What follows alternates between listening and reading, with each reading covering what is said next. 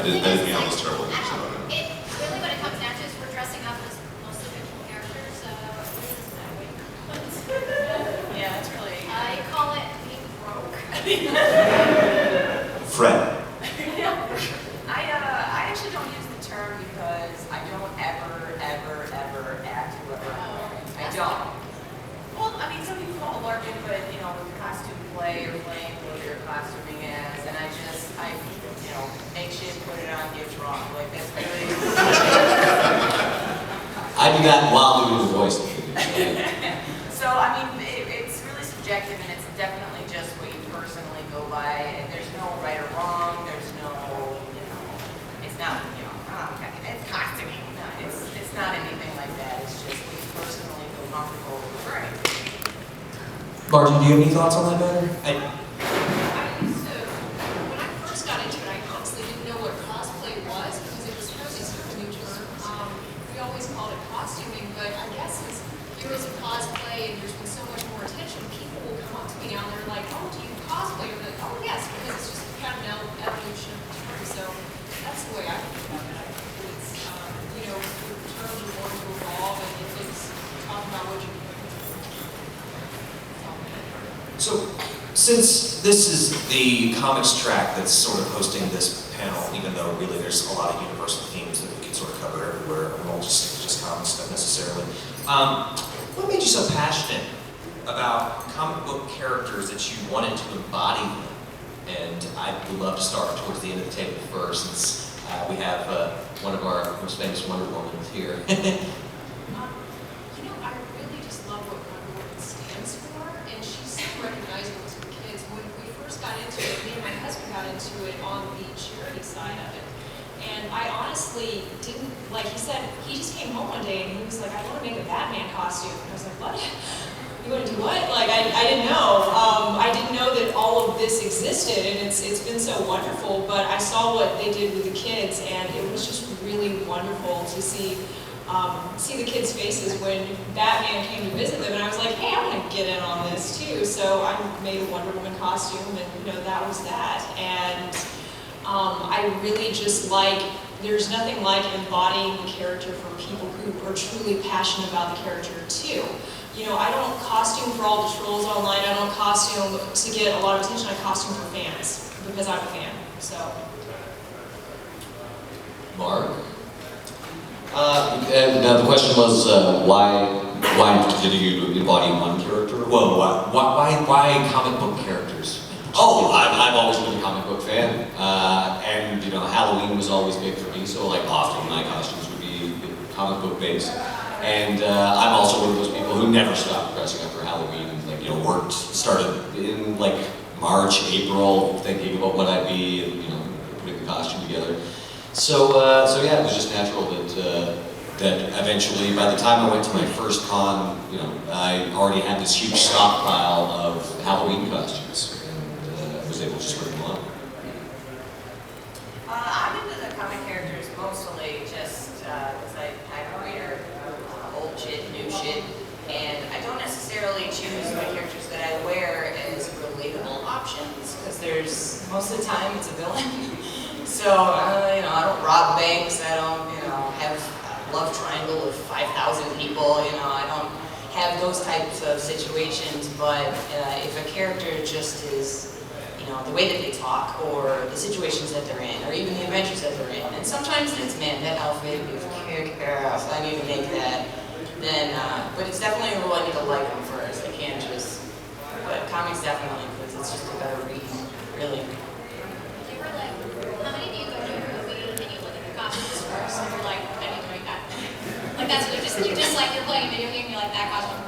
You're like, oh, that's cute. Do you look at the materials and try to break down? Oh yeah, all the time. I'm just like, why are they going that jokes?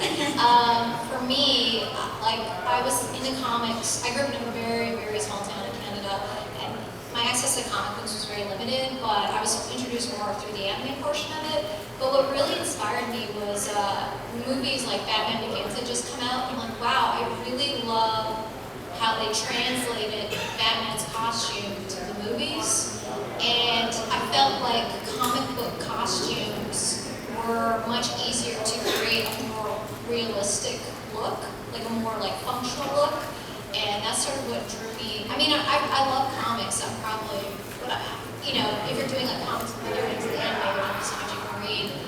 But, you know, like my first costume, I did like Emma Frost, and I love Black Cat, but Huntress, I did a Huntress, and I did it, and then I translated it into something more real. And it's a really cool way to put a unique personal spin on the costume, because you can have like 50,000 Black Cats. A cosplay is about doing your own interpretation of the characters you like, or that you'd like to be like, or that you can find relatable, or, you know, like Black Cat, I'm like, wow, she's so sexy, I'm gonna be sexy. And that's sometimes why you wear a costume. And that's when I started, yeah, you're just like, I wanna know what that feels like. And that's sometimes why you costume. Like, oh, I wanna know what it feels like to be a villain, because I'm not. Because I'm not an asshole. That's not what the internet says. That's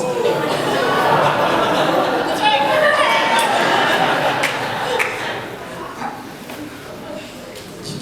Because comics are awesome.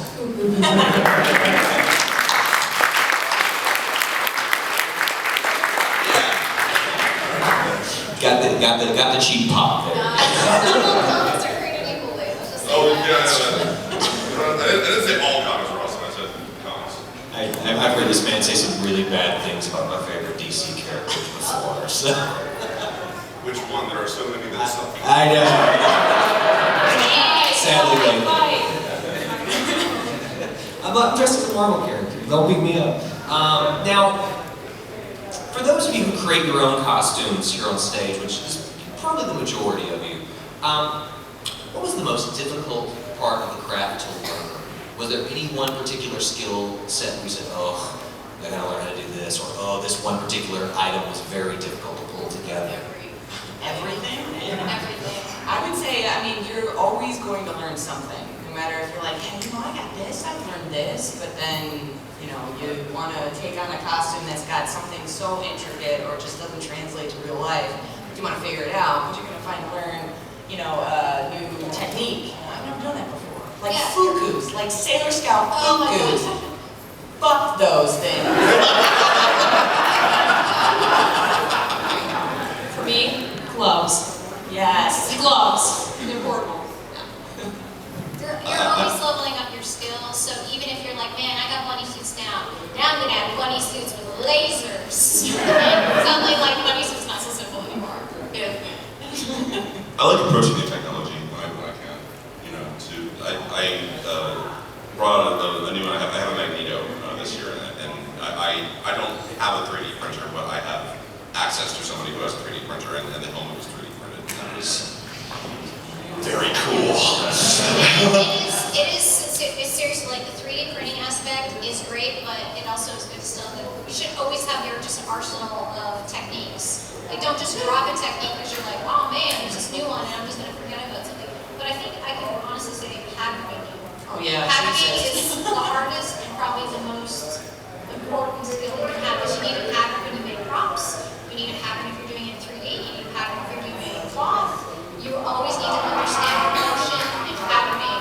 And if you don't get that right, you'll end up paying for it either in having to buy more fabric or having to recast, remold something. It's a nightmare. Like a paper template for baseball. Yeah. Yeah, like That's a you can't good just go- idea.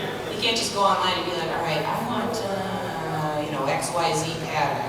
You know, because there are patterns out there, but not straight up some character that's obscure. So you got to figure it out and what works. So it's just trial and error, lots of tears, lots of throwing the machine out the window, and stuff like that. Yeah, because the way they're drawn in comics is not always the way people can be. I only know like 3 people that look like that. You know. I mean, they don't get paid to draw seams or zippers. Like, comic book artists are paid by the page, so they're gonna like lace her as fast as they can. They're not gonna be like, well, I think she should get it into a side zipper. Zipper should be a little top stitch. They don't care. How do they pee? Yeah,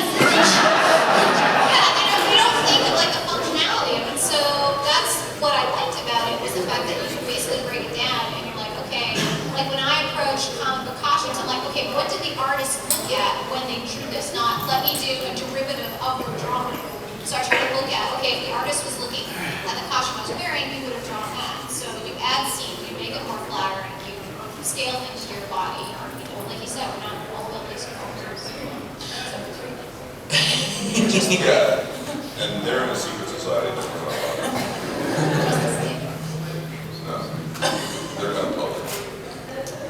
Yeah, I guess that's probably the one benefit, Mark, of being able to hire other people to create our costumes, right? And not having to deal with this headache. Yeah, definitely. Like I wear a lot of costumes. However, I tend not to make my own stuff because I can't sew at all. Can't sew either. I can paint stuff, and I do. I painted this game. But for the most part, I find talented people who do good work, and then I pay them to make my costume. And that, yeah, that's something that I should be mentioned. Like when you are commissioning someone to do a costume, you ask them what the price is, and they tell you, and then you either say no, thank you, or you pay it. You don't. It's usually not a good idea to be sort of like wheeling it, like, oh, well, could you do it for half that price? Don't ever ask somebody, can you do it in cheaper materials? That will drive any commissioner crazy. They know what they're working with, and they know the cost of working in them. And by them doing it in cheaper material, they're lowering their craftsmanship, and so they're misrepresenting their skill. So yeah, sorry, I don't mean to cut him off, but he's 100% right. No. 100% right. You make a very good point, actually. Well, not only that, but you're going to be wearing cheaper material. I'm gonna send you cardboard boxes. Yeah. There's a group of people that do that. Well, Okay, yeah. but like really shitty cardboard boxes. It's true. Yeah. And actually, There's everything. there is everything. There's like, for example, I put together a super adapter costume a little while ago, and so I just found, actually, Margie's husband that's sitting in the audience, he had a fantastic Captain America costume. So I got a hold of Brian Parsley, the man who did the excellent scale shirt, got him to do that. Kevin had actually got, I believe it was Fourth Wall Design, to do a Hawkeye cowl for him, and I got them to do one for me, right from Green. And so yeah, it's easier now than ever to find people who are doing good work. And everything. So yeah, and the thing as well. Yeah, so it's yeah, really, I'm like the turkey buzzard of cosplay. I just swoop in.